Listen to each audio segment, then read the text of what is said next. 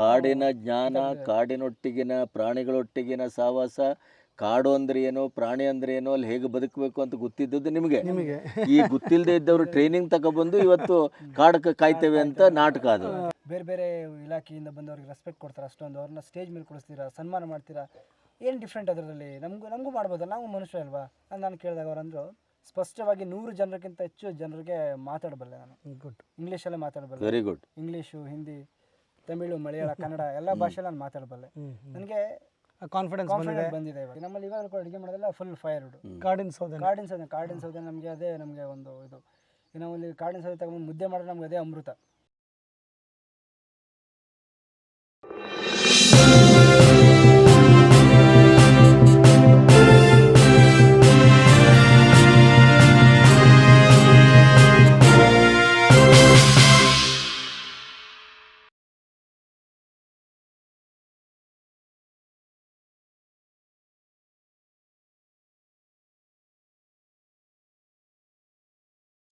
ಈಗ ನಿಮ್ಮ ಶಿಕ್ಷಣದ ಮಟ್ಟ ಯಾವ ಲೆವೆಲ್ಗಿದೆ? ಶಿಕ್ಷಣ ಅಂದರೆ ನಾನು ಕೂಡ ಸ್ವಾಮಿ ವಿವೇಕಾನಂದ ಯೂತ್ ಮೂವ್ಮೆಂಟ್ ಸ್ಕೂಲಲ್ಲಿ ಓದಿದ್ದು. ನಾನು 1 to 10 ಸ್ಟ್ಯಾಂಡರ್ಡ್ ಅಲ್ಲೇ ಸ್ಕೂಲಲ್ಲಿ ಓದಿದೆ. ನಾನು ಅವಾಗ ಓದಿದ್ದು ಹೆಂಗೆ ಅಂದರೆ, ನಾನು ಸ್ಕೂಲ್ಗೆ ಹೋಗ್ತಿದ್ದು ಫುಡ್ಗೋಸ್ಕರ ಮಾತ್ರ. ಎಜುಕೇಷನ್ ಮಾಡ್ಬೇಕಂತ ನಾನು ಹೋಗ್ತಿರಲಿಲ್ಲ. ಊಟ ಕೊಡ್ತಾರೆ, ಒಳ್ಳೆ ಊಟ ಕೊಡ್ತಾರಪ್ಪ, ನಮ್ಗೆ ಅಷ್ಟೇ ಸಾಕನ್ನೋ ನಿಟ್ಟಿನಲ್ಲಿ ನಾನು ಹೋಗ್ತಾ ಇದ್ದೆ. 7th ಸ್ಟ್ಯಾಂಡರ್ಡ್ ತನಕ ಹಂಗೆ ಮಾಡ್ದು. ಬಟ್ ಆಫ್ಟರ್ 7th ಸ್ಟ್ಯಾಂಡರ್ಡ್ ನಮಗೆ ಸ್ವಲ್ಪ ಜ್ಞಾನೋದಯ ಆಯಿತು. ಏನಾದ್ರು ಕಲಿಬೇಕು, ಏನಾದ್ರು ಮಾಡಬೇಕು, ನಮ್ಮ ಟ್ರೈಬ್ಸ್ ಇರ್ತಾರೆ, ಈ ಥರ ಏನಾಗುತ್ತೆ ಅಂತ. ಆಮೇಲೆ ನಮಗೆ ನಮ್ಮ ಸ್ವಾಮಿ ವಿವೇಕಾನಂದ ಯೂತ್ ಮೂವ್ಮೆಂಟು ಪ್ರೋಗ್ರಾಮ್ಗಳು ನಡೀತಿತ್ತು. ಆವಾಗ ಸ್ವಾಮೀಜಿಗಳು ಬರ್ತಿದ್ರು, ಆವಾಗ ದೊಡ್ಡ ದೊಡ್ಡ ಇಲಾಖೆಯಿಂದ ಬರ್ತಾಯಿದ್ರು. ಅವರೆಲ್ಲ ವೆಹಿಕಲಲ್ಲಿ ಬರಬೇಕಾದ್ರೆ ಅವ್ರಿಗೆ ಕೊಡ್ತಿದ್ರು ರೆಸ್ಪೆಕ್ಟ್. ನೋಡಿದ್ರೆ ನಮಗೆ ರೆಸ್ಪೆಕ್ಟ್ ಕೊಡ್ತಿದ್ರಲ್ಲ, ಅದನ್ನು ನೋಡಿ ನಮಗೆ ಆಶ್ಚರ್ಯ ಆಯಿತು. ಅಷ್ಟೊಂದು ರೆಸ್ಪೆಕ್ಟ್ ಇದೆ. ಅವರು ನಮ್ಮ ಥರನೇ ಮನುಷ್ಯರು ಅಲ್ವಾ, ನಾವು ಸೇಮ್ ಅವರೇ ಥರ ಇದ್ದೀವಿ. ಬಟ್ ಇದು ಆವಾಗ ನಾನು ಮನಸ್ಸಲ್ಲಿ ನಾನು ಅಂದ್ಕೊಂಡೆ, ಏನಿದು ಈ ಥರ ನಡೀತಿದೆಯಲ್ಲ ಅಂತ. ಯಾಕಂದರೆ ನಾವು ಆವಾಗ ಏನು ಹೊರಗಡೆ ಸಿಟಿ ನೋಡಿರಲಿಲ್ಲ, ಏನೂ ನೋಡಿರಲಿಲ್ಲ. ಸ್ಕೂಲೇ ನಮಗೆ ದೊಡ್ಡ ಇದಾಯಿತು. ಅದೇ ಪ್ರಪಂಚ ಆಯಿತು. ನಾವು ಬಾವಿಲಿರೋ ಕಪ್ಪೆ ಥರ ಆಗ್ಬಿಟ್ಟಿದ್ದು. ಅವಾಗ ನಮಗೆ ಒಬ್ಬರು PT ಮಾಸ್ಟರ್ ಇದ್ದಾರೆ, ಹನುಮಂತರಾಜು ಅಂತ, ಹೊಸಳ್ಳಿಲಿ ಇವಾಗಲೂ ಕೂಡ ಇದ್ದಾರೆ. ಅವರು ನಮ್ಮ ನೆನಪಿದೆ. ಅವ್ರು ನಾನು ಕೇಳಿದೆ, ಏನು ಸರ್ ಅದು ಡಿಫ್ರೆಂಟು? ಈಗ ಅವ್ರು ಬಂದರೆ ಇಷ್ಟೊಂದು ಪೊಲೀಸ್ ಡಿಪಾರ್ಟ್ಮೆಂಟ್ ಇರ್ಬೋದು, ಬೇರೆ ಬೇರೆ ಇಲಾಖೆಯಿಂದ ಬಂದವ್ರಿಗೆ ರೆಸ್ಪೆಕ್ಟ್ ಕೊಡ್ತಾರೆ, ಅಷ್ಟೊಂದು ಅವ್ರನ್ನ ಸ್ಟೇಜ್ ಮೇಲೆ ಕೊಡಿಸ್ತೀರಾ, ಸನ್ಮಾನ ಮಾಡ್ತೀರಾ, ಏನು ಡಿಫ್ರೆಂಟ್ ಅದರಲ್ಲಿ? ನಮಗೂ ಮಾಡ್ಬೋದಲ್ಲ, ನಾವು ಮನುಷ್ಯ ಅಲ್ವಾ ಅಂತ ನಾನು ಕೇಳಿದಾಗ ಅವರಂದರು, ಅವರು ಒಳ್ಳೆ ಎಜುಕೇಷನ್ ಮಾಡಿದ್ದಾರೆ. ಮೇನಾಗಿ ಒಳ್ಳೆ ಎಜುಕೇಷನ್ ಮಾಡಿದ್ದಾರೆ, ಹಲವಾರು ದೇಶಗಳನ್ನು ಸುತ್ತಿದ್ದಾರೆ, 100 ಜನಕ್ಕೆ ಸಾಧ್ಯವಾದಷ್ಟು ಒಳ್ಳೆಯದನ್ನು ಮಾಡಿದ್ದಾರೆ. ಅದಕ್ಕೆ ಅವರನ್ನು ಅಲ್ಲಿ ಸ್ಟೇಜ್ ಮೇಲೆ ಕುಳಿಸಿ ಸನ್ಮಾನ ಮಾಡಿ ಅವರನ್ನು ಅಷ್ಟೊಂದು ಸತ್ಕರಿಸ್ತಾರೆ ಅಂತ ಅಂದರು ಅವರು. ಅವಾಗ ನನಗೆ ಅನ್ನಿಸ್ತು, ನಾವು ಕೂಡ ಓದಬೇಕು ಲೈಫಲ್ಲಿ. ನಾನು ಏನೋ ನಮ್ಮ ಟ್ರೈಬಲ್ ಆಗಿರೋದ್ರಿಂದ ನಾನೇನೋ ಮುಂದೆ ಬರಬೇಕು, ನಮ್ಮೂರಿಗೇನು ಸಹಾಯ ಮಾಡಬೇಕು, ಎಷ್ಟು ಸಾಧ್ಯ ಆಗುತ್ತೆ ಅಷ್ಟು ಮಾಡಬೇಕು ಅಂತ ನಾನು ಟ್ರೈ ಮಾಡಿದೆ. 10th ಸ್ಟ್ಯಾಂಡರ್ಡ್ ಮುಗೀತು. ಆಮೇಲೆ ನಾನು ಫಸ್ಟ್ PUC ಓದಿ ಅಲ್ಲೂ ಕೂಡ ಓದಿ. 2nd PUC ಮಾಡಿದೆ. ಎಚ್ ಡಿ ಕೋಟೆ ಗೌರ್ಮೆಂಟ್ ಕಾಲೇಜಲ್ಲೇ ನಾನು ಓದಿದೆ. ಅದು ಕೂಡ ನಮ್ಮ ಸ್ವಾಮಿ ವಿವೇಕಾನಂದ ಯೂತ್ ಮೂವ್ಮೆಂಟ್ ಕೂಡ ಅವರೇ ಸೇರಿಸಿದ್ರು ಗೌರ್ಮೆಂಟ್ ಕಾಲೇಜಿಗೆ. ಯಾಕಂದ್ರೆ ನಮ್ಗೆ ಎಲ್ಲಿ ಸೇರಬೇಕು, ಏನು ಮಾಡೋದು ಏನು ಗೊತ್ತಿರಲಿಲ್ಲ. ಸೇರಿಸಿದ್ರು. ನಾನು 10th ಫಸ್ಟ್ ಇಯರ್ ಮುಗಿಸ್ದೆ, 2nd ಇಯರ್ PU ಮುಗಿಸ್ದೆ. ಅದಾದಮೇಲೆ ನನಗೆ ಇವರು ಬಂದಿರಲ್ಲ, ಅವಾಗ ನಾನು ನೆನಪಿತ್ತು, ಕಾಕಿ ಬಟ್ಟೆ ಎಲ್ಲ ಹಾಕೊಂಡು ಫುಲ್ ಸ್ಟಿಟ್ಟಾಗಿ ಬಂದಿರಲ್ಲ. ಅವರು ನೋಡಿ ನನಗೆ ಹುಚ್ಚು, ನಾನು ಫಾರೆಸ್ಟ್ ಡಿಪಾರ್ಟ್ಮೆಂಟ್ ಏನೋ ಮಾಡಬೇಕು, ಇಲ್ಲ ಪೊಲೀಸ್ ಆಗಬೇಕು, ಫಾರೆಸ್ಟ್ ಡಿಪಾರ್ಟ್ಮೆಂಟ್ ಆಗಬೇಕಂತ. ನಾನು ಫಾರೆಸ್ಟ್ ಡಿಪಾರ್ಟ್ಮೆಂಟ್ಗೆ ಸೇರಬೇಕಂತ ಡೈರೆಕ್ಟಾಗಿ ಬಂಡೀಪುರಕ್ಕೆ ನಮ್ಮ ರಿಲೇಷನ್ಸ್ ಆನೆ ಮಾತಾಡ್ತಾರೆ, ಅವ್ರ ಮುಖಾಂತರ ನಾನು ಹೋದೆ ಅಲ್ಲಿಗೆ. ಅಲ್ಲಿ ಒಂದು PCP ಅನ್ನೋದು ಕ್ಯಾಂಪ್ ವಾಚರ್ ಕೆಲಸ ಕೊಡಿಸ್ತೀನಿ ಅಂತ ಹೇಳಿದ್ರು. ಕ್ಯಾಂಪ್ ವಾಚರ್ ಕೊಡಿಸ್ತೀನಿ ಅವರು. ಅಲ್ಲಿ ಹೋದೆ, ಕೆಲಸನ ನೋಡಿದೆ. ಅಂದರೆ ಒಂದಿನ ಹೋಗಿದ್ದೆ ಕ್ಯಾಂಪಲ್ಲಿ, ನೋಡಿದೆ, ಯಾಕೋ ಸರ್ ಬರಲಿಲ್ಲ ನನಗೆ. ಇದು ಹೈಯರ್ ಜಾಬ್ ಅಲ್ಲ, ಇದು ನಂಗೆ ಬೇಡ. ಇದು ನಾನು ಉನ್ನತವಾಗಿ ಬೆಳಿಬೇಕು ಲೈಫಲ್ಲಿ, ನನಗೇನಾದ್ರು ಒಳ್ಳೆಯದನ್ನು ಮಾಡಬೇಕು ಅನ್ನೋದು ನನಗೆ ಹುಚ್ಚು ಬಂತು. ಅವಾಗ ಅದನ್ನು ಬಿಟ್ಟೆ. ಮತ್ತೆ ನಾನು ಸ್ಟಡಿ ಮಾಡಬೇಕೇನಾರು ಅಂತೇಳಿ ಡಿಗ್ರಿ ಮಾಡಬೇಕಂದ್ರೆ ಮನೆಗೆ ಬಂದೆ ವಾಪಸ್ಸು. ಡಿಗ್ರಿ ಮಾಡಬೇಕಂತ ಬಂದಾಗ ನಮಗೆ ಸರತ್ ಚಂಪಾತಿ ಅಂತ ಒಬ್ಬರು ಡೈರೆಕ್ಟರ್ ಇದ್ದಾರೆ, ನನಗೆ ತುಂಬ ಕ್ಲೋಸ್. ಅವರು ನನ್ನ ನೋಡಿದ್ರು ಅಲ್ಲಿ ಬಂಡೀಪುರದಲ್ಲಿ. ಆವಾಗ ನನಗೆ ನಮ್ಮ ಮಲ್ಲೇಶ್ ಅಂತ ಒಬ್ಬರು ಫಾರೆಸ್ಟ್ ಡಿಪಾರ್ಟ್ಮೆಂಟ್ ಗಾರ್ಡ್ ಇದ್ದಾರೆ, ನಮ್ಮ ರಿಲೇಷನು. ಅವ್ರು ನಂಗೆ ಫೋನ್ ಮಾಡಿ ಹೇಳಿದ್ರು, ನ್ಯಾಚುರಲಿಸ್ಟ್ದು ಒಂದು ಜಾಬ್ ಟ್ರೈನಿಂಗ್ ನಡೀತದೆ, ಅದು ಉನ್ನತವಾದ ಜಾಬು, ಅದಕ್ಕೆ ಒಳ್ಳೆ ಎಜುಕೇಷನ್ ಇರುತ್ತೆ, ಮತ್ತು ಹೊರಗಡೆ ವಿದೇಶಿಯಿಂದ ಬರ್ತಕ್ಕಂಥವ್ರು ನಾವು ಮೀಟ್ ಮಾಡ್ಬೋದು, ಅದನ್ನು ಟ್ರೈ ಮಾಡು ಅಂತ ಹೇಳಿದ್ರು ನನಗೆ. ಅವಾಗ ನಾನು ಅದನ್ನು ಟ್ರೈ ಮಾಡಿದೆ. ಅಲ್ಲಿ ನನಗೆ ಸಕ್ಸಸ್ ಕಾಣ್ತು. 6 days ಟ್ರೈನಿಂಗ್ ಇತ್ತು. ಟ್ರೈನಿಂಗ್ ಬಂಡೀಪುರದಲ್ಲೇ ಇತ್ತು. ನಾನು ಟ್ರೈನಿಂಗ್ ಮುಗಿಸ್ದೆ. ಸರತ್ ಚಂಪಾತಿ ಅವ್ರು ನನ್ನ, ನೀನು ಇಲ್ಲಿರೋದು ಬೇಡ, ನಿನಗೆ ನಾನು ಒಳ್ಳೆ ಉನ್ನತವಾದ ಪ್ಲೇಸ್ ತೋರಿಸ್ತೀನಿ, ನಿಮ್ಮ ಪಕ್ಕದಲ್ಲೇ ಮನೆ ಹೋಗಿ ಬರ್ಬೋದು, ನೀನು ಅಂಥ ಜಾಬ್ ಕೊಡಿಸ್ತೀನಿ ಬಾ ಅಂತೇಳಿ ಸರತ್ ಚಂಪಾತಿ ಸರ್ ನನ್ನ ಕರ್ಕೊಂಡು ಬಂದು ನನ್ನ ಆರೆಂಜ್ ಕೌಂಟಿ ಈವಲ್ ಬ್ಯಾಕ್ಗೆ ಸೇರಿಸೋರು. ಆವಾಗ ನಾನು ಅಲ್ಲಿ ಸೇರ್ಕೊಂಡ್ಮೇಲೆ ಆ್ಯಕ್ಚುಲಿ ನನಗೆ ಇಂಗ್ಲೀಷಲ್ಲಿ ವಾಟ್ಸ್ ಯುವರ್ ನೇಮ್ ಅಂದರೆ ನನ್ನ ಹೆಸರು ಹೇಳಕ್ಕೆ ಬರ್ತಿರ್ಲಿಲ್ಲ. ಅವಾಗ ಅವರು ಯಾರೋ ಒಬ್ಬರು ಬಂದು ನನ್ನ ಹೆಸರು ಕೇಳಿದ್ರೆ ನಾನು ಮುಖ ನೋಡ್ತಾ ಇರ್ತಿದ್ದೆ. ಒಂದು 10-15 days ಆ ಥರ ಆಯಿತು. ಅದಾದಮೇಲೆ ಒಬ್ಬರು ದೀಪಕ್ ಮತ್ತು ಕಿಶನ್ ಅಂತ ಒಬ್ರು ಇದ್ದಾರೆ ನ್ಯಾಚುರಲಿಸ್ಟ್. ಅವರು ಅವರೇ ಅವ್ರ ಕೆಲಸ ಟೈಮ್ನೆಲ್ಲ ಬಿಟ್ಟು ಅವ್ರ ಕೆಲಸಗಳನ್ನೆಲ್ಲ ಮುಗಿಸಿ ಪ್ರತಿದಿನ ನನಗೆ ಇಂಗ್ಲೀಷ್ ಓದೋದ್ರಿಂದ ಬರೆಯೋದ್ರಿಂದ ಮತ್ತು ಯಾವ ರೀತಿ ಮಾತಾಡಬೇಕು, ಆಮೇಲೆ ಮೂಮೆಂಟ್ ಯಾವ ರೀತಿ ಇರಬೇಕು ಎಲ್ಲದನ್ನು ಪ್ರತಿಯೊಂದು ಟ್ರೈನಿಂಗ್ ಕೊಟ್ಟರು. ಬಟ್ ಇವಾಗ ನಾನು ಸೇರ್ಕೊಂಡು 4 ವರ್ಷ ಆಗಿದೆ. ಇವಾಗ ನಾನು ಸ್ಪಷ್ಟವಾಗಿ 100 ಜನರಿಗಿಂತ ಹೆಚ್ಚು ಜನರಿಗೆ ಮಾತಾಡಬಲ್ಲೆ. ನಾನು ಇಂಗ್ಲೀಷಲ್ಲೇ ಮಾತಾಡಬಲ್ಲೆ. Very good. English, Hindi, Tamil, Malayalam, Kannada ಎಲ್ಲ ಭಾಷೆಯಲ್ಲಿ ನಾನು ಮಾತಾಡಬಲ್ಲೆ. ನನಗೆ ಕಾನ್ಫಿಡೆನ್ಸ್ ಬಂದಿದೆ ಇವಾಗ. ಮೊದಲೆಲ್ಲ ನನಗೆ ಆ ಥರ ಇರಲಿಲ್ಲ. ಬಟ್ ಆ ಪರ್ಸನಾಲಿಟಿನ ಅವರು ನಿಮ್ಮಲ್ಲಿ ಗ್ರೂಮ್ ಮಾಡಿದ್ದಾರೆ. ಯಾಕಂದ್ರೆ ನನಗೆ ಅವರು ನಮಗೆ ಬೇಸಾಗಿ ಇರಲಿಲ್ಲ ಅಂತಿದ್ರೆ ನಾನು ಈ ಮಟ್ಟಿಗೆ ಇವತ್ತು ಬಂದು ಮಾತಾಡ್ಲಿಕ್ಕೆ ಆಗ್ತಿರ್ಲಿಲ್ಲ. ಯಾಕಂದರೆ ಇವಾಗ ನೋಡಿದ್ರಲ್ಲ ನಮ್ಮ ಅತ್ತೆಯವರಿದ್ದಾರೆ, ಅವಾಗ ಹೇಳಿದ ತಕ್ಷಣ ಮನೆಗೆ ಹೋಗ್ಬಿಟ್ರು. ಈ ಥರ ಶೈನೆಸ್ ಜಾಸ್ತಿ ನಮ್ಮಲ್ಲಿ. ನಿಮ್ಮಲ್ಲಿ ಎಲ್ಲರಿಗೂ ಹಾಗೇನಾ? ಎಲ್ಲರೂ ಹಾಗೆ ಸರ್. ಯಾಕೆ ಅದು? ಯಾಕೆಂದ್ರೆ ನಮಗೆ ಅಂದ್ರೆ ನಿಮ್ಮ DNA ಆ ಥರದ್ದು ಒಂದು ಕಾಡಿನಲ್ಲಿ ಇದ್ದಂಥ. ಈಗ ಮೊದಲೇನಾಗ್ತಿದೆ ಅಂದರೆ ಮೈಸೂರು ಮಹಾರಾಜರು ನಮ್ಮ ಈ ಪ್ಲೇಸ್ನ ಆಳದಂಥವ್ರು. ಮೈಸೂರು ಮಹಾರಾಜರ ಜೊತೆಗೆ ಅವರು ಸೆಕ್ಯೂರಿಟಿ ಬರ್ತಾಯಿದ್ರು. ಅವ್ರು ಯಾವಾಗಲೂ ಬಿಳಿ ಬಟ್ಟೆ ವಸ್ತ್ರವನ್ನು ಹಾಕ್ಕೊಂಡು ಬರ್ತಿದ್ರು. ಅವ್ರು ಬಂತು ಅಂದರೆ ನಮ್ಮಲ್ಲಿ ಇದ್ದಂಥ ಮಕ್ಕಳೆಲ್ಲ ಮಕ್ಕಳೆಲ್ಲ ಓಡೋಗಿ ಮನೆ ಒಳಗಡೆ ಮರದ ಪುಟ್ರೆ ಹತ್ರ ನಾವು ಒಳಗಡೆ ನುಗ್ಕೋತಾ ಔಚ್ಕೊಳ್ತಾ ಇದ್ರು, ಇಲ್ಲ ಬುಷ್ ಒಳಗಡೆ ಹೋಗ್ಬಿಡ್ತಿದ್ರು. ಯಾಕಂದರೆ ಅವರು ಏನೂ ಮಾಡ್ತಿರ್ಲಿಲ್ಲ, ಅವರು ನಮ್ಮ ಒಳ್ಳೆದಕ್ಕೆ ಬರ್ತಿದ್ರು. ಬಟ್ ನಮ್ಗೆ ಭಯ ಅದು. ಯಾಕಂದ್ರೆ ಕುದುರೆ ಮೇಲೆ ಬರ್ತಿದ್ರು, ಆನೆ ಮೇಲೆ ಬರ್ತಿದ್ರು ಕೂತ್ಕೊಂಡು. ಅದಕ್ಕೆ ಆಮೇಲೆ ಕಾಡು ಒಳಗಡೆ ಇದ್ದಾಗ ಸಹಜವಾಗಿ ಅಲ್ಲಿರೋ ಒಂದು ಕಲ್ಚರ್ ನಿಮ್ಮ ಇಂಬೈಬ್ ಆಗಿರುತ್ತೆ. ಪ್ರಾಣಿಗಳು ಹೇಗೆ ನಾಚಿಕೆ ಸ್ವಭಾವ ಇರುತ್ತೋ ಅದು ನ್ಯಾಚುರಲಿ ಅದು ರಬ್ಬಾಗೇ ಇರುತ್ತಲ್ವ ಮನುಷ್ಯರು. ಯಾಕೆಂದರೆ ನೀವು ಅಲ್ಲಿನ ಸಹಜತೆಗೆ ಇದು ಹೊಂದ್ಕೊಂಡು ಹೋಗ್ತಿದ್ರಲ್ಲ ನೀವು, ಅದು ಒಂದು ಕಾರಣ ಇರಬಹುದು ಅನ್ನೋ ನನ್ನ ಅನಿಸಿಕೆ. ಆ ಥರ ನಮ್ಮ ಲೈಫು ನಡೀತಾ ಇದೆ. ಬಟ್ ಇವಾಗ ಇಟ್ಸ್ ಓಕೆ. ನಾನು ಒಂದು ಜಾಬಲ್ಲಿದ್ದೀನಿ, ಎಜುಕೇಷನ್ ಮಾಡಿದ್ದೀನಿ. ನಿಮ್ಮ ಮದುವೆ ಆಗಿದ್ರೆ? ಮದುವೆ ಆಗಿಲ್ಲ ಸರ್. ನಿಮ್ಮಲ್ಲಿ ಎಷ್ಟು ಮಕ್ಕಳು? ನಮ್ಮಲ್ಲಿ ನಮ್ಮ ಅಣ್ಣಗೆ ಒಂದು ಮಗು ಇದೆ. ಅಲ್ಲ, ಅಣ್ಣ ಏನು ಮಾಡ್ತಾರೆ? ಅಣ್ಣ ಅಗ್ರಿಕಲ್ಚರ್ ಮಾಡ್ತಿದ್ದಾರೆ. ಅವ್ರು ಓದಿಲ್ಲ? ಅವರು 10th ಸ್ಟ್ಯಾಂಡರ್ಡ್ ಮಾಡಿದ್ದಾರೆ. ನೀವು ಇಬ್ಬರೇ ಮಕ್ಕಳು. ನನ್ನ ತಂಗಿ ಇದ್ದಾಳೆ. ಬಟ್ ನನ್ನ ತಂಗಿ ಏನಂದರೆ ಇವಾಗ ಫೈನಲ್ ಇಯರ್ BA ಮುಗಿಸ್ತಾಳೆ. Very good. ಅವಳು ಫಾರೆನ್ಸಿಕ್ ಸೈನ್ಸ್ ಓದ್ತಾ ಇದ್ದಾಳೆ ಇವಾಗ. Very good.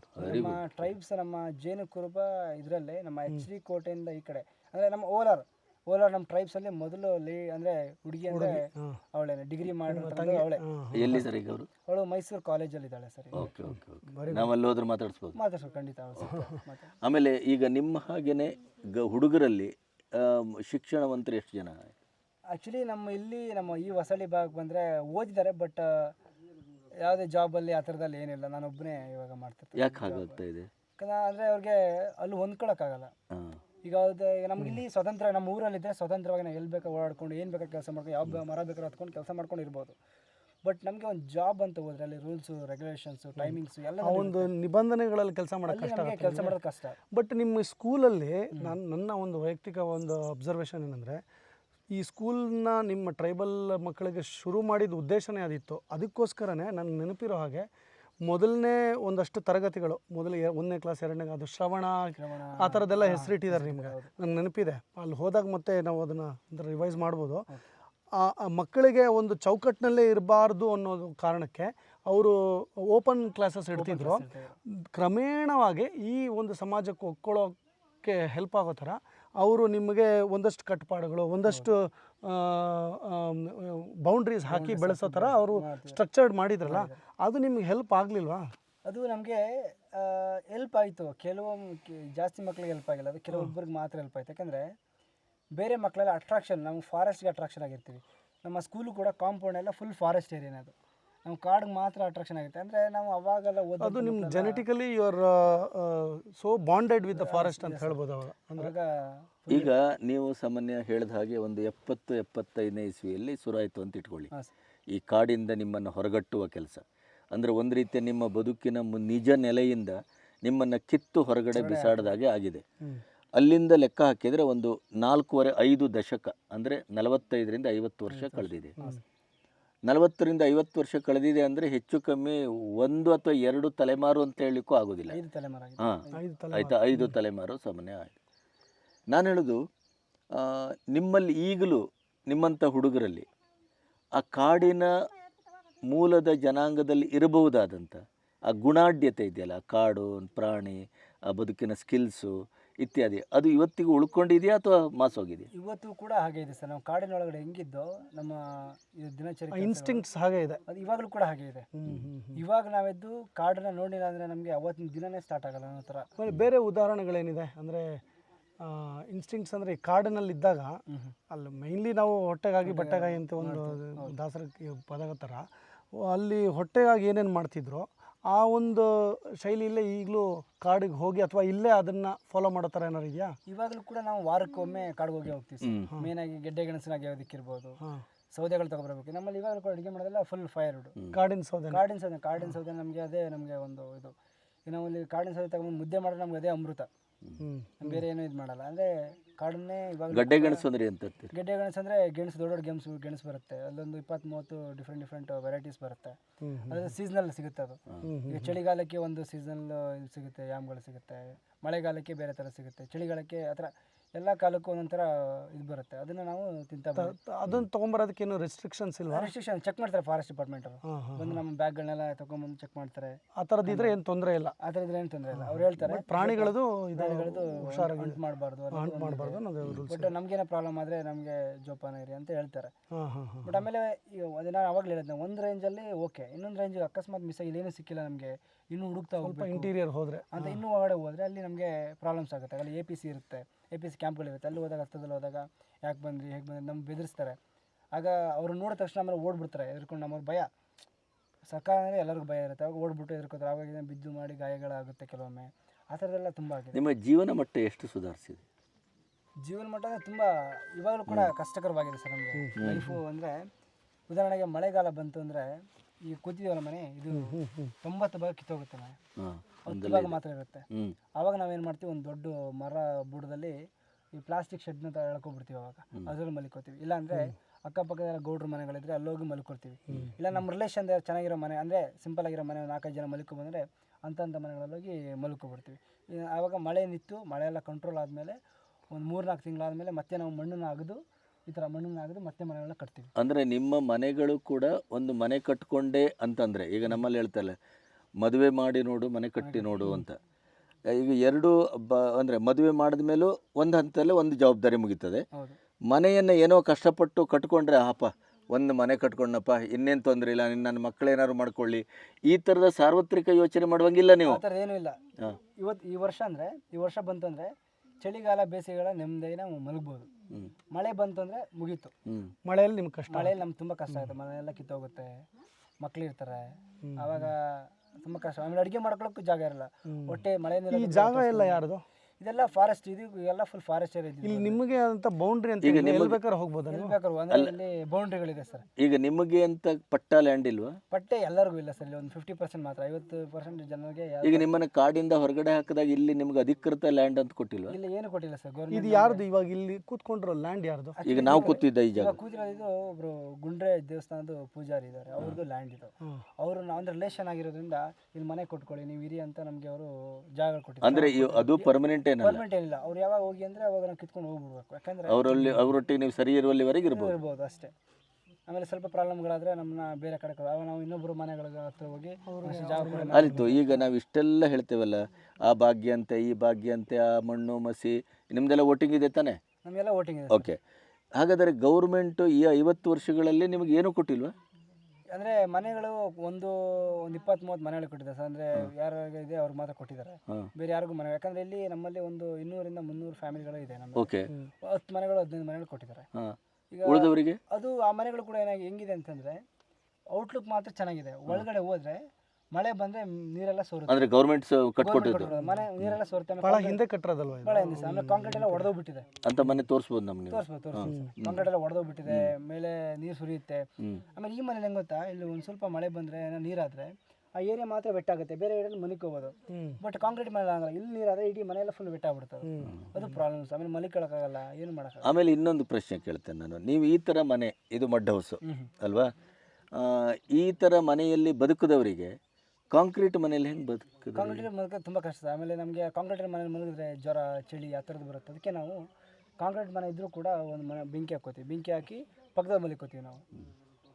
ಅಭ್ಯಾಸ ಆಗಿದೆ. ಅಭ್ಯಾಸ. ಆಮೇಲೆ ನಾವು ಜಸ್ಟ್ ನಮ್ಮ ಊಟದ ವಸ್ತುಗಳಿರ್ಬೋದು, ಪಾತ್ರೆಗಳು, ಬಟ್ಟೆಗಳು ಅದನ್ನು ಮಾಡ್ಕೋತೀವಿ. ಅದು ಸುರಕ್ಷಿತವಾಗಿದ್ದರೆ ನಾವು ಯಾವಾಗ ಬೇಕಾದ್ರೆ ಕುಕ್ ಮಾಡ್ಕೊಂಡು ತಿನ್ಬೋದು. ಅದೇ ಬೆಟ್ಟಾದಿ ಹಾಳಾಗೋದ್ರೆ. ಈಗ ನಿಮ್ಮ ಅಜ್ಜ ತಾತನಿಂದ ಕೇಳಿದ ಪ್ರಕಾರ ಕಾಡನ್ನಲ್ಲಿದ್ದಾಗ ನಿಮ್ಮ ಅಡುಗೆ ಪಾತ್ರೆಗಳು ಅಥವಾ ಇತ್ಯಾದಿಗಳೆಲ್ಲ ಯಾವ್ಯಾವುದು? ಆ್ಯಕ್ಚುಲಿ ಅವಾಗ ಪ್ರತಿದಿನ ಅಡುಗೆ ಮಾಡ್ತಿರ್ಲಿಲ್ಲ. ವಾರಕ್ಕೆ ಒಮ್ಮೆನೋ 2 ಸರಿನೋ 3 ಸರಿ ಅಡುಗೆ ಮಾಡ್ತಿದ್ರು ಅಷ್ಟೇ. ಅದು ಬಿಟ್ಟರೆ ಅಡುಗೆ ಮಾಡ್ತೀವಿ. ಗೆಡ್ಡೆ ಗೆಣಸು ಬೆಂಕಿ ಹಾಕಿ ಈ ಅದನ್ನು ಹೊಡಚಲಲ್ಲಿ ಹಾಕಿ ಸುಡೋದೇ ಜಾಸ್ತಿ. ಗ್ರಿಲ್ ಮಾಡಿ ಅದನ್ನು ಜಸ್ಟ್ ಹಂಗೆ ಕಿತ್ತು ತಿಂದು ಹೊಟ್ಟೆ ತುಂಬಿಸ್ಕೊಂಡು ಆರಾಮಾಗಿ ಇರ್ತಿದ್ರು. ಮತ್ತೆ ಮಾಂಸಾಹಾರ. ಮತ್ತೆ ಮಾಂಸಾಹಾರ ಹಾಗೆ ಸುಟ್ಬಿಟ್ಟು ತಿಂದು ಮತ್ತೆ ಅಲ್ಲಲ್ಲಿ ಎಲ್ಲರೂ ಮೀನು ಸಿಕ್ಕಿದ್ರು ಮೀನಿಗೇನು ಇಟ್ಕೊಂಡು ಬಂದು ಸುಟ್ಕೊಂಡು ತಿಂದ್ಕೊಂಡು ನೆಮ್ಮದಿಯಾಗಿ ಇರ್ತಿದ್ರು. ಅವಾಗ ಅಡುಗೆ ಮಾಡೋದು ತುಂಬ ಕಡಿಮೆ. ಅವಾಗ ಏನಂದರೆ ಹಬ್ಬಗಳು ಬಂದರೆ ಮಾತ್ರ ಅಡುಗೆ ಮಾಡಿ ಕುಕ್ ಮಾಡೋದ್ರೆ ಅವಾಗ ಹಬ್ಬಗಳು ಮಾತ್ರ, ಇಲ್ಲಾಂದ್ರೆ ಏನಿಲ್ಲ. ನಿಮ್ಮ ಯಾವ ರೀತಿ ಹಬ್ಬಗಳು? ಫಸ್ಟ್ ಮಳೆ ಬಂದಾಗ ನಮ್ದು ಹಬ್ಬಗಳು ಪ್ರಕೃತಿನೇ ಪೂಜಿಸುವ ಹಬ್ಬಗಳು. ಏನದು ಒಂಚೂರು ವಿವರ ಹೇಳಿ, ಮತ್ತೆ ಎಲ್ಲರೂ ಬೇರೆ ಕಡೆನೂ ಕೇಳೋಣ. ಅದು ಹೆಂಗೆ ಅಂದರೆ, ಈಗ ಮೊದಲು ಮಳೆ ಬಂತು ಅಂದರೆ ನಮ್ಮ ಜೇನು ಕುರುಬರೆಲ್ಲರೂ ಕೂಡ ಕಾಡೊಳಗಡೆ ಹೋಗ್ತೀವಿ. ಕಾಡೊಳಗಡೆ ಹೋಗಿ ಅಲ್ಲೊಂದು ಪ್ಲೇಸ್ ಇದೆ, ಗುಂಡ್ರೆ ಮಾರಮ್ಮ ಜಾಗ ಅಂತ. ಅದು ಈಗಲೂ ಇದೆಯಾ? ಅದು ನಾವು ಇವಾಗಲೂ ಇದೆ ಸರ್. ಎಷ್ಟು ದೂರ ಅದು ಇಲ್ಲಿಂದ? ಇಲ್ಲಿಂದ ಒಂದು 18 ಕಿಲೋಮೀಟರ್ ಇದೆ. ಶಾರ್ಟ್ ಕಟ್ ಹೋದ್ರೆ 7 ಕಿಲೋಮೀಟರ್ ಇದೆ. ನಾವು ಮೇನ್ ಇದರಲ್ಲಿ ಹೋಗ್ಬೇಕಂದ್ರೆ 18 ಕಿಲೋಮೀಟರ್. ಕಾಡು ಒಳಗೆ ಬರುತ್ತಾ ಅಥವಾ ಕಾಡು ಒಳಗಡೆ ಸರ್, ಡೀಪ್ ಫಾರೆಸ್ಟ್ ಒಳಗಡೆ.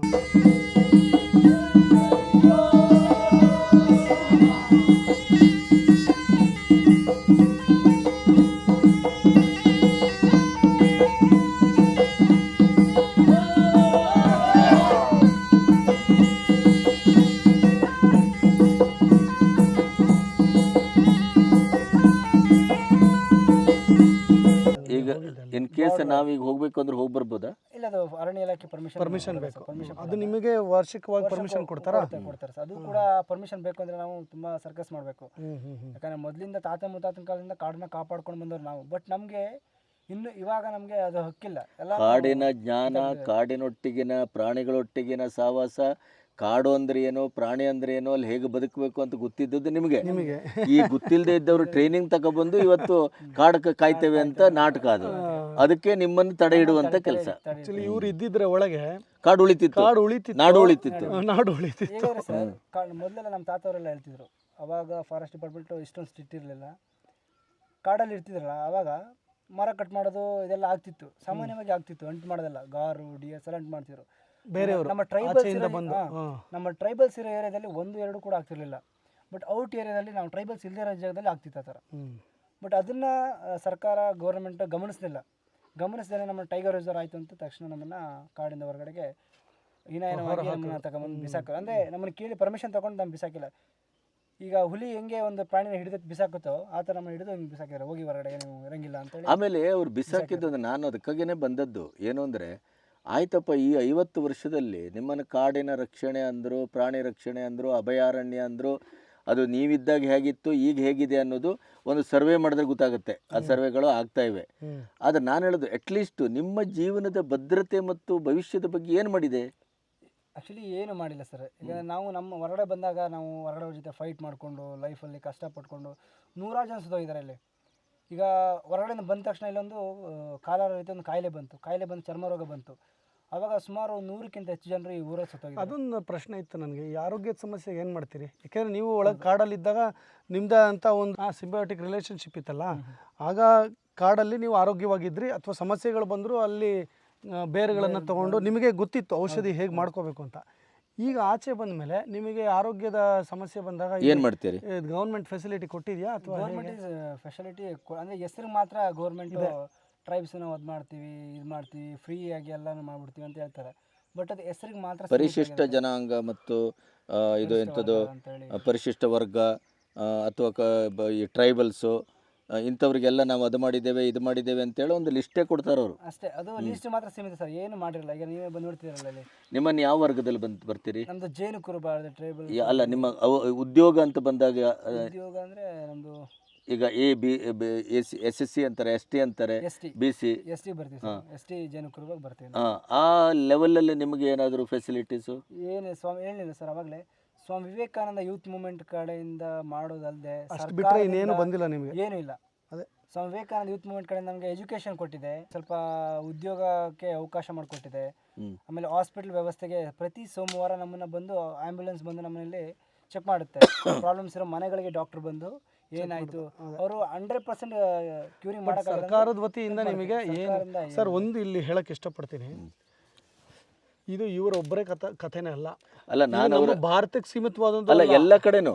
ಈಗ ನಾನು ಆಸ್ಟ್ರೇಲಿಯಲ್ಲಿ ಅಷ್ಟು 17 ವರ್ಷಗಳಿದ್ನಲ್ಲ, ಇದೇ ಪದ್ಧತಿನೇ, ಇದೇ ಒಂದು ಆ್ಯಕ್ಟೇ ಅಲ್ಲೂ ಆಗಿದೆ, ಅಲ್ಲೂ ನಡೆದಿದೆ. ಅಲ್ಲಿನ ಜನಾಂಗ ಏನಿತ್ತು ಟ್ರೈಬಲ್ಸ್, ಅಬಾರ್ಜಿನಲ್ಸ್ ಅಂತ ಕರೀತಾರೆ ಅವ್ರನ್ನ, ಅವರು ಇದೇ ಶೋಷಣೆ ಆಗಿ ಈಗ ಅವ್ರಿಗೆ ಜಸ್ಟ್ ಐ ವಾಶ್ ಅಷ್ಟೇ, ಅಬಾರಿಜಿನಲ್ಸ್ ಇದು ಕೊಡ್ತೀವಿ ಅದು ಕೊಡ್ತೀವಿ ಇದು ಕೊಡ್ತೀವಿ ಅಂದ್ರೆ ಜಗತ್ತಿನ ಕತೆ ಇದು. ಇದು ಜಗತ್ತಿನ ಮಟ್ಟದಲ್ಲಿ ಎಲ್ಲ ಕಡೆ ನಡೆದಿರೋ, ಅಮೆರಿಕಲ್ಲೂ ಆಗಿರೋ ಕಥೆನೇ, ಆಫ್ರಿಕಲ್ಲೂ ಆಗಿರೋ ಕತೆ, ಆಸ್ಟ್ರೇಲಿಯಾ, ಅದಕ್ಕಾಗೇನೆ ಭಾರತದಲ್ಲೂ ಆಗಿದೆ. ಪಾಪ ಇವರೆಲ್ಲ ಮುಗ್ಧರು, ಶುದ್ಧರು, ಸ್ವಲ್ಪ ಸಾತ್ವಿಕರು. ಅದೇ ನೀವು ದಕ್ಷಿಣ ಆಫ್ರಿಕಾ ಅಂತಲ್ಲೆಲ್ಲ ಹೋದ್ರೆ ಅವ್ರು ಕಳ್ಳರಾಗಿದ್ದಾರೆ, ಹೌದು, ಶೂಟರ್ಸ್ಗಳಾಗಿದ್ದಾರೆ, ಇನ್ನೊಂದೇನೋ ದೊಡ್ಡ ದೊಡ್ಡ ಗನ್ಗಳನ್ನೆಲ್ಲ ಆಸ್ಟ್ರೇಲಿಯಲ್ಲಿ ನೀವು ತೊಗೊಂಡ್ರೆ ಬಹುತೇಕ ಸಂಖ್ಯೆ ಅಬೋರಿಜಿನಲ್ಸು ಎಲ್ಲರೂ ಕುಡುಕರು. ಏಕೆಂದರೆ ಅವ್ರ ಸ್ಕಿಲ್ಸ್ನೆಲ್ಲ ಕಿತ್ಕೊಂಡ್ಬಿಟ್ಟಿದ್ದಾರೆ, ಅವ್ರ ನಾಡಿಗೆ ಹಾಕಿದ್ದಾರೆ, ಅವ್ರಿಗೇನು ಬರಲ್ಲ, ಅತಂತ್ರರು. ಅತಂತ್ರರಾಗಿ ಡ್ರಗ್ಸು ಆಲ್ಕೋಹಾಲಲ್ಲೇ ಕಳೀತಾ ಇದ್ದಾರೆ ಅವರು. ನೋಡಿ ಆ ಥರ ಆಗಿದೆ.